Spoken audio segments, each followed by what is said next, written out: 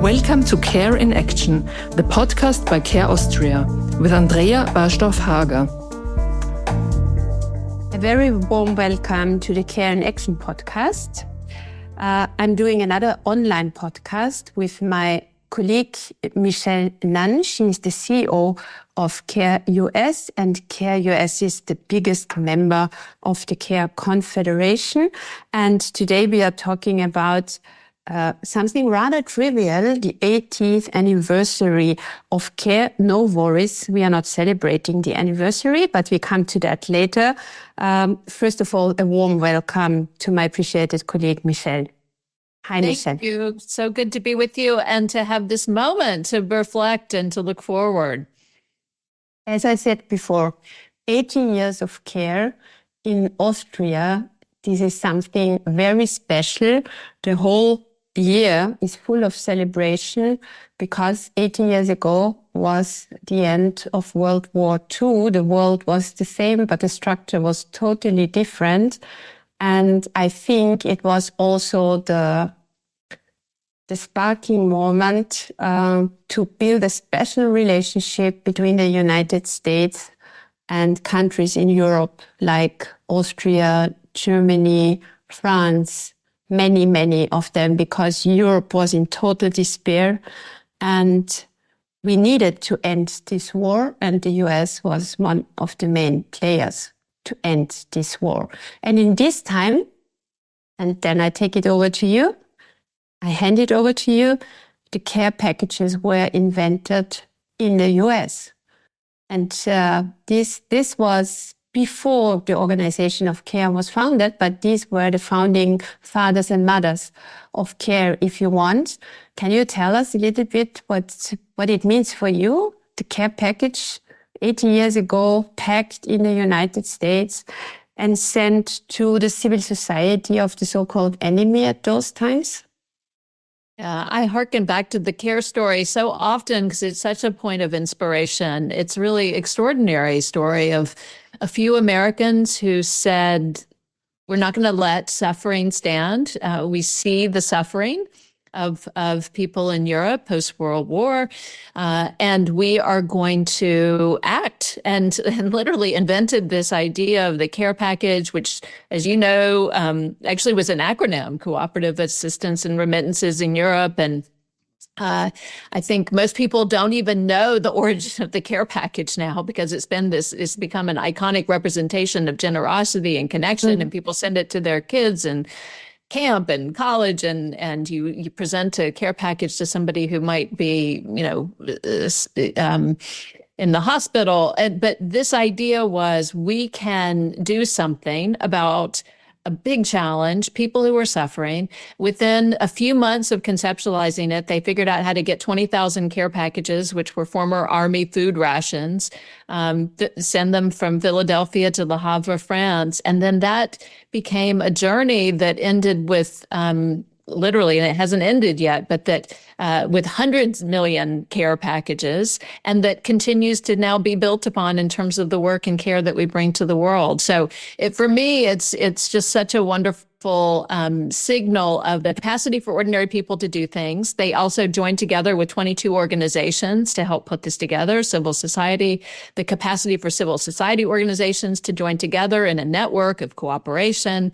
And also to think about scale, right? We often struggle with how do we think about scale and how do we get big solutions to big problems. And here was something that with a few people started, and then it involved hundreds of thousands and eventually millions of people, and was delivered at scale. And this is before Amazon and the internet and all sorts of things. And they were figuring out how to get these packages to a war-ravaged Europe, and to be able to actually deliver receipts that went back to the people that made the original contribution and say, this was delivered to this family. It's really remarkable and wonderful. I had the chance to talk to the former president of Austria, Dr. Heinz Fischer, and he was born in 1938. So he really has good memory of war and what was it like. And I asked him, did you receive a care package? And he said yes, because he lived in a part of Vienna. Vienna at those days was parted in 4 sections. And he lived in the UK section. And in the UK section, care packages were distributed. And he said, if he remembers it correctly, it was the first time that he had something like chocolate to eat. And I had the privilege not only to talk to a former president of Austria, but we did, fully sponsored by our highly appreciated sponsor, CC Real, a time testimonial production, where we did video interviews with 10 time testimonials, men and women. And in all of their hearts and minds, care left a significant mark. And I have asked many politicians, do you think that this was the sparking moment for the good relationship between Austria and the US? And also the former president and the former chancellor said, yes, exactly, because everybody knows about the care package in Austria. Every 7th Austrian received the care package at those days. And this is an icon in Austria. So do you think that in the future we can re-establish this sort of global positive cooperation in spite of all the tensions that we face? Or are we more in a phase now where we go more apart, where the continents go more apart? What do you think personally? I won't give up on the idea that we are still and can be connected. And I think it actually starts with these citizen to citizen connections, and we need to be doing more of that. And, you know, I take great heart in the stories, and you've done such a wonderful job of collecting them. But one of the care recipients that we are actually going to celebrate and honor next week when we celebrate one of our moments of our 80th anniversary here in the US is a woman named Marlene, who is from Germany. And she like your former president, has a wonderful story of receiving a care package. And she talked about the fact that she was sure that when the Americans came, that they were going to poison and they were going to kill the enemy. And so she lived with that kind of fear. And she just talks about the incredible sense of wonder that she had when they delivered a care package with chocolate. Chocolate is the great, the wonderful friend maker, because it was food that she desperately needed. It was that sense of just a little bit of that sweetness that had been lacking for so long. And she, said that it forever changed her relationship with America. She actually moved to America and became an American citizen. So I hope that America has not lost its belief in the opportunity to be engaged both in the world and to be a positive force for good through caring for one another. And I think we can hearken back to that. In fact, in the U.S. now, CARE is reintroducing the idea of the care package in very practical ways in terms of emergency response kits here in the U.S., in terms of our emergency relief pack, which is this incredible Swiss Army knife of a delivery system that supports a family of 4 for a month with a tarp and a water filtration system and solar panels and a cook stove, and that you can carry it on your back. So I think we're going to invent new ways of caring for one another. And I really do believe and hope that the 80th anniversary is an opportunity to use this as a touchstone and to look back and then to look forward for what we can learn from those lessons. Absolutely. And isn't it also an interesting phenomena that especially those people who still have an own war experience, which is in Central Europe 80 years ago, and this is a big privilege. We had never never in our history we had so many years of peaceful times in Europe inside the European Union, because we should not forget the Balkan Wars 30 years ago, who also created and create until today really a massively negative impact, especially for civil societies living in the today Balkan states. But inside the European Union, we never had such a peaceful period of time. And isn't it amazing that especially those people who have the war experience, they understand much better than those who have it not, why it is important to collaborate and to help others. And how, for me, the biggest challenge is how can we spread the word that this appetite to help others needs not necessarily have the experience of war myself. And we have it very close. We can go to Ukraine. We can see people who are suffering as much as did the people in World War II. But this empathy for others is very much focused in the older generation. It's not alone, because many fundraisers say the older ones have more to spend, and this is the reason why many donors are quite old. But it also has a lot to do with their practical experience of war and how it feels when you are hungry, because I never had this experience.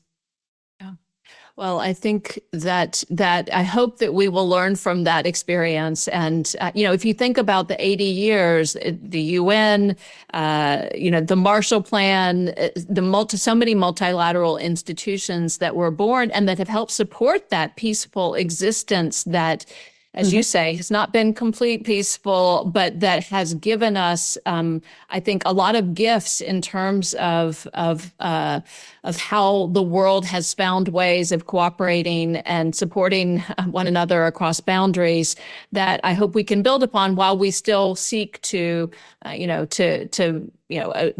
eliminate the kinds of conflicts that we still see in Ukraine and Gaza and so many places around the world. But I think there are really important historical lessons and precedents here. And in some ways, we may need to go back to the essential personal connection of caring and kindness that was represented in the care package. And I often, as I talk to some of the, scholars and public intellectuals in our world, and as we think about what happens next, it's not completely disassociated that you had the care package and hundreds of thousands of people, including President Harry Truman, who sent care packages. And then we had the Marshall Plan, which was a recognition that our interests were connected to the future of Europe.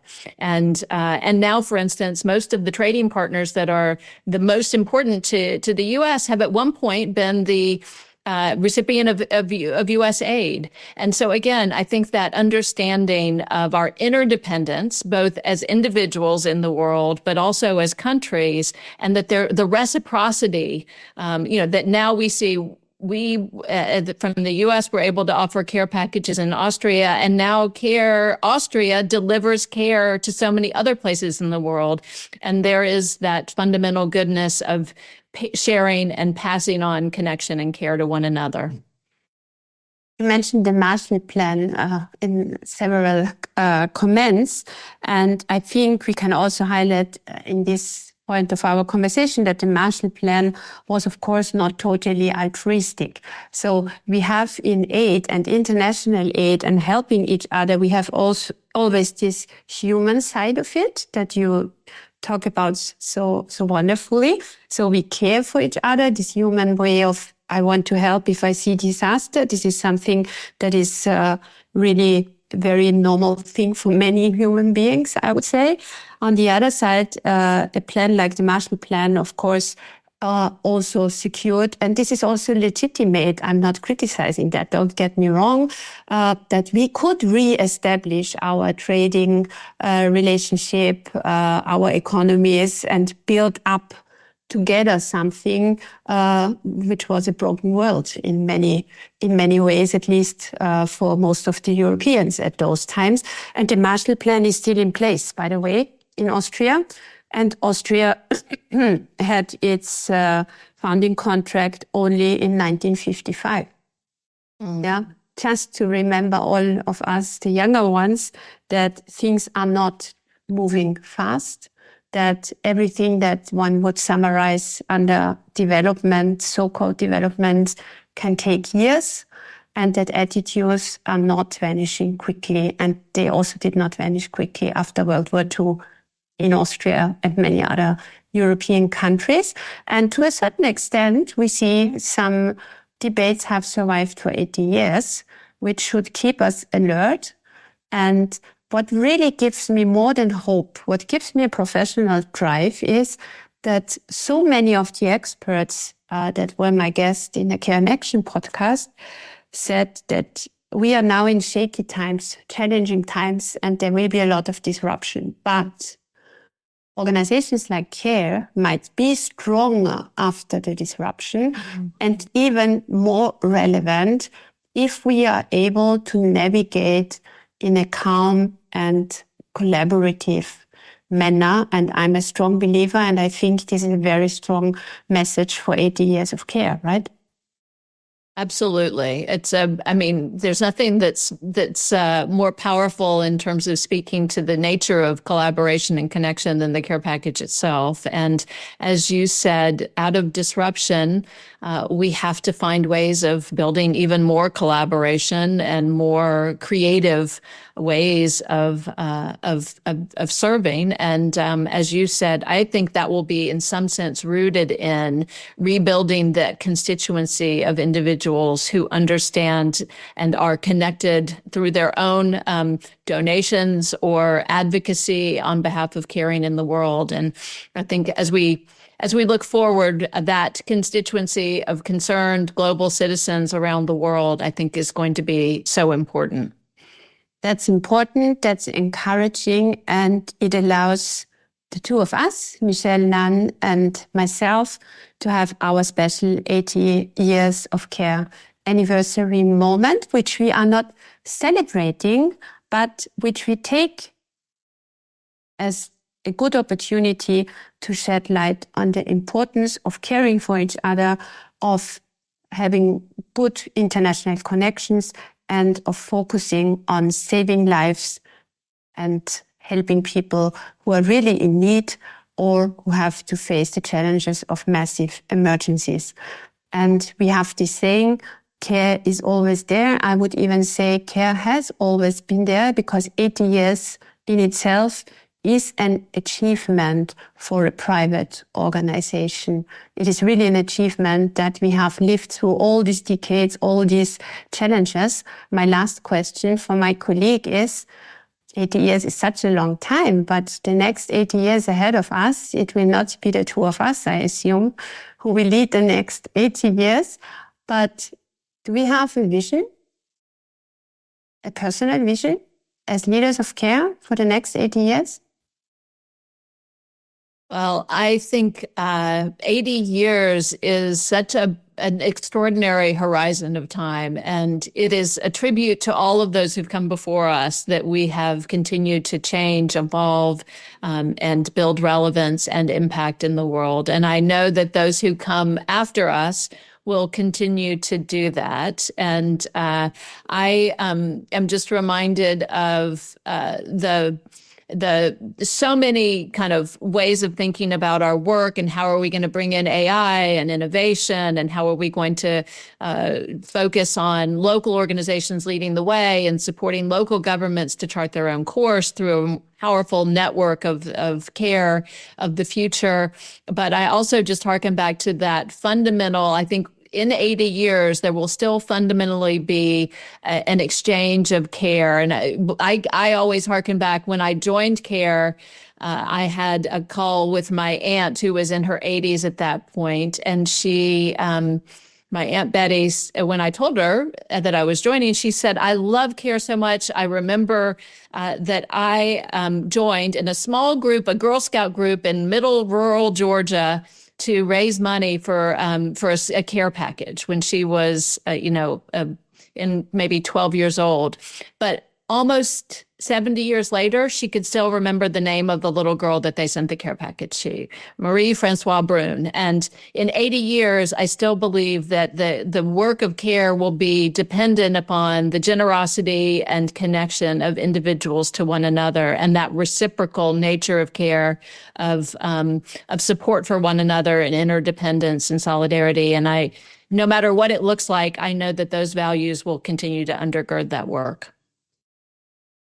I couldn't say it better. And I personally want to close this 80 years of care conversation. I can easily confess that I'm totally proud that I still am. And I can say I have been for many years a part of this global organization doing good for millions of people and being embedded in this interesting global collaboration, and also having found so many nice colleagues that have accompanied not only myself, but we have accompanied each other, and we still are doing for many years. And this is something that is also a personal takeaway from my profession, which is a privilege, I would say. And I wish that all the listeners and all the donors of care might say the same, that they are proud, that they are contributing to care, and that they are not naive believers of doing something good, because if you support care, you need not believe that we are doing good. You can see it. Have a look at our annual report. There you have everything you need to know. You see the numbers, you see our audits, you see how we deliver. But please be proud that we are all together. We are care globally. Thank you, Michelle Nunn. I think it was inspiring, at least for me. Yeah. And let's move into the next 80 years, even it's a long time. We'll move forward together. Thank you so much. That's for sure. Dear listeners, you don't have to wait even 80 days until the next Care in Action podcast is out there. Next week, we hear each other. I'm really looking forward to it. Have a nice day, evening, or whatever you have at the moment. Bye-bye. Thank you for listening. This was Care in Action, the podcast by Care Austria with Andrea Barstoff-Hager. For more information about CARE and our projects, visit care.at. There you'll also find out how you can support our work. This podcast is made possible with the generous support of CC Real. Thank you for your commitment, which enables this series of conversations. See you next time.